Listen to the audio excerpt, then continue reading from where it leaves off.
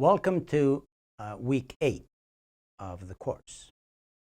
As you know, in this week, our focus is understanding the challenges of negotiating across borders and across cultures, and sharing some ideas with you in terms of the steps you can take to improve.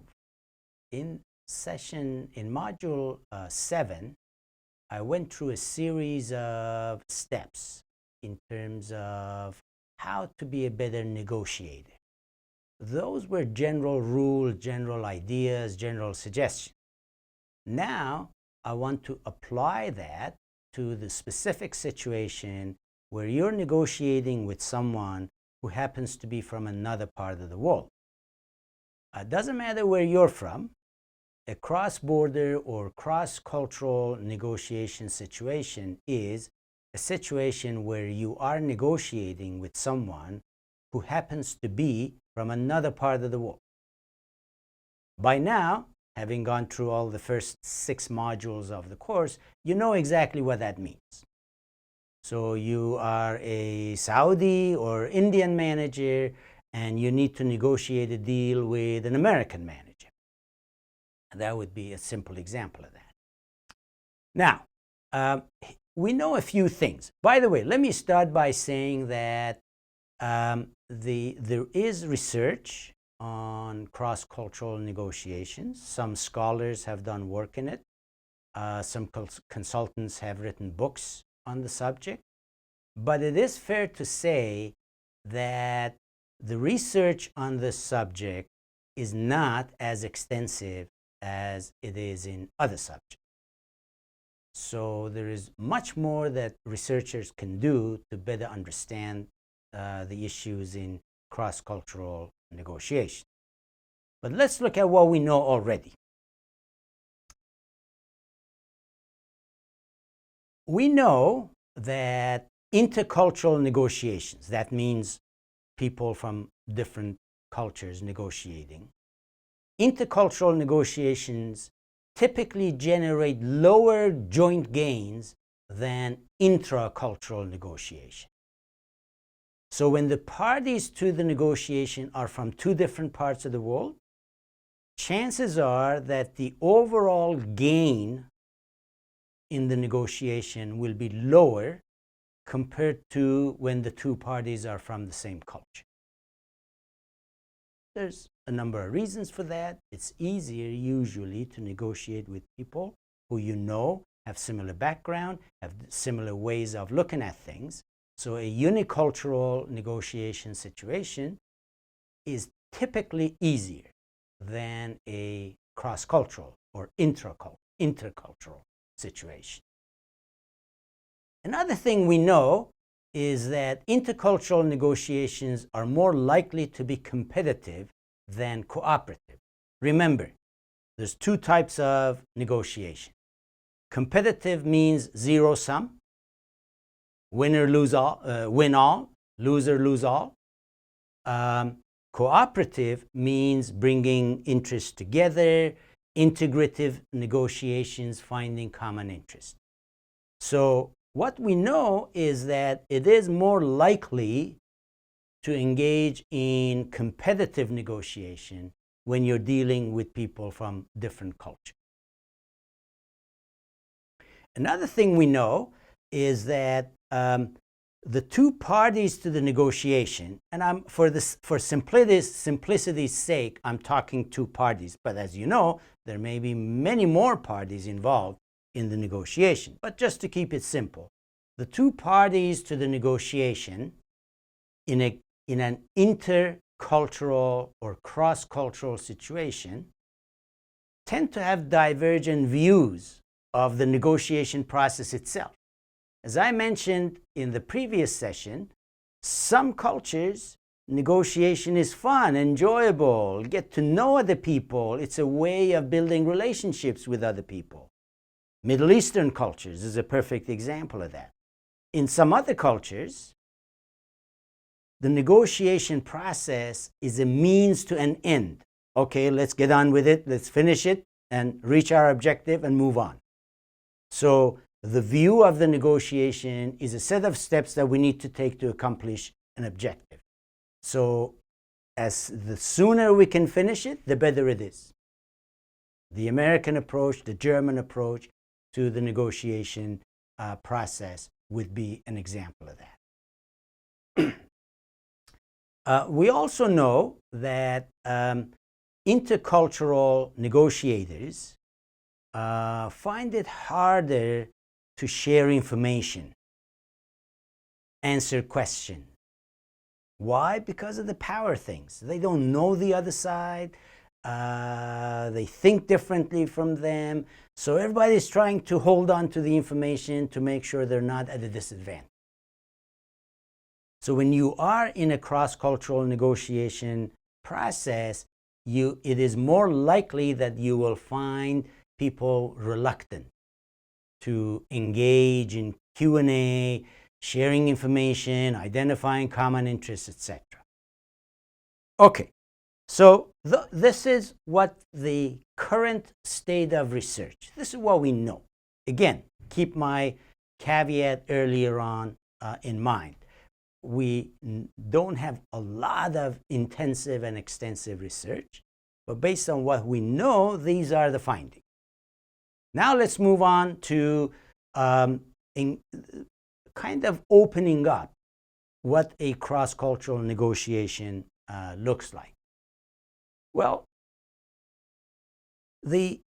when you are negotiating cross-culturally, that means in most cases your organization is negotiating with another organization in another country. This could be a buyer-seller thing, this could be an acquisition, this could be a joint venture, all kinds of negotiations that could take place. It is very important for you to understand the additional players in addition to the people sitting in front of you who have a big role and a big stake in the negotiation. You may not know who they are, you may not know their names, and the party across the table from you may never mention it.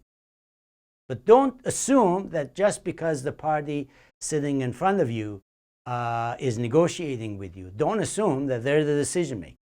They may not be. Again, this is a cultural thing.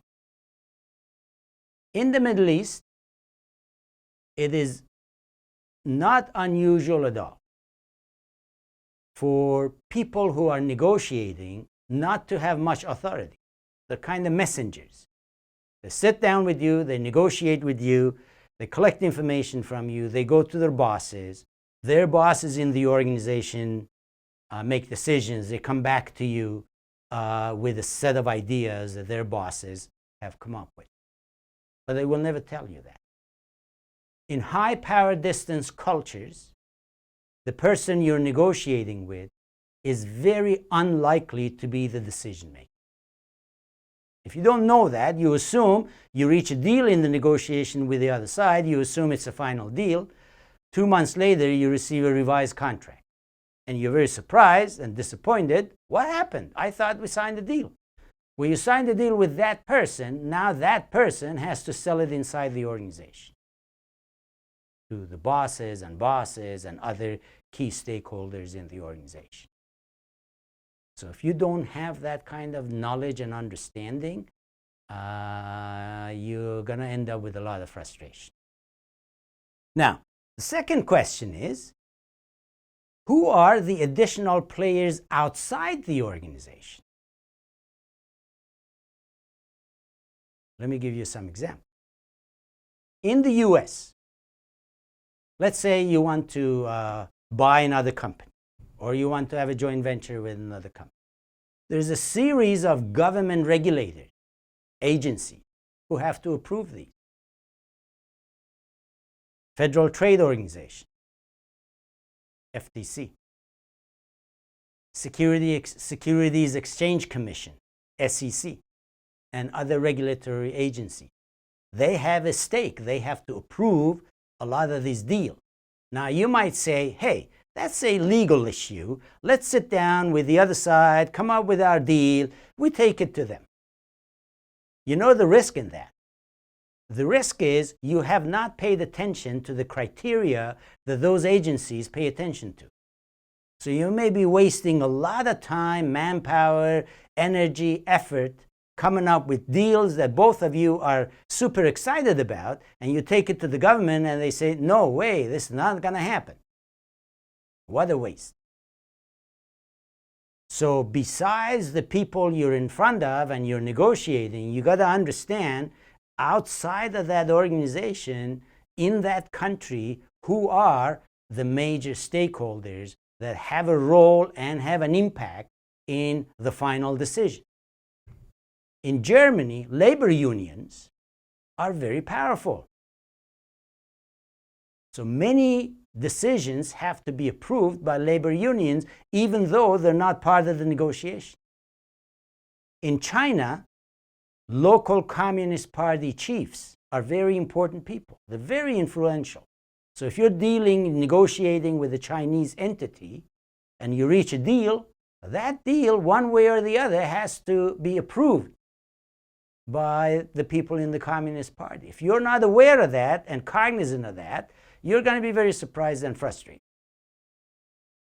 In European Union, there's all kinds of commissions. These are European bodies that have to make a decision and decide whether they approve or not.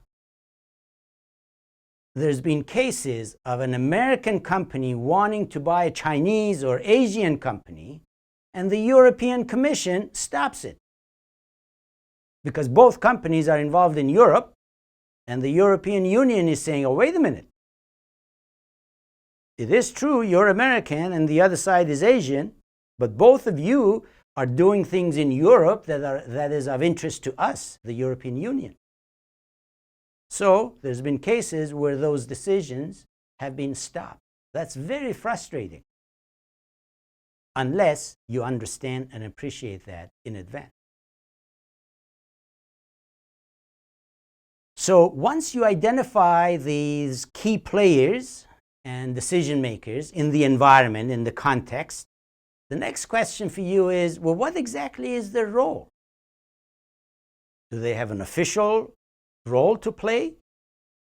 Or do they have an unofficial role? There may be a case where officially the Communist Party chief of the city or the province in China officially may have no role. But is that true unofficially?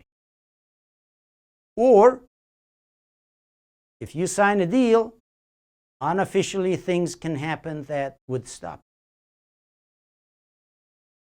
So the next question is understanding the nature of the influence and the stake that the players outside of the table of negotiation can have. The other question that you need to think about is, how is the final decision made inside the other organization? Does the person have authority? Does the person have to go to the next boss or bosses for decision? Does the person have to build consensus inside his or her own organization? It's not about hierarchy, it's about building consensus, agreement. There are different parts, different units, different functions that have a stake in this negotiation. Does this person that you're negotiating with, or does this team that you're negotiating with, have to go back inside the organization and build the support? Are there coalitions inside their organization that need to be brought on board? So as you can see, if you think of the negotiation process as a table, either virtual or face-to-face, you're negotiating with one or another team on the other side. If you have such a limited view of what is really happening, then you're going to be very surprised and very frustrated. You're going to waste a lot of time. You need to map the context by answering these 4 questions.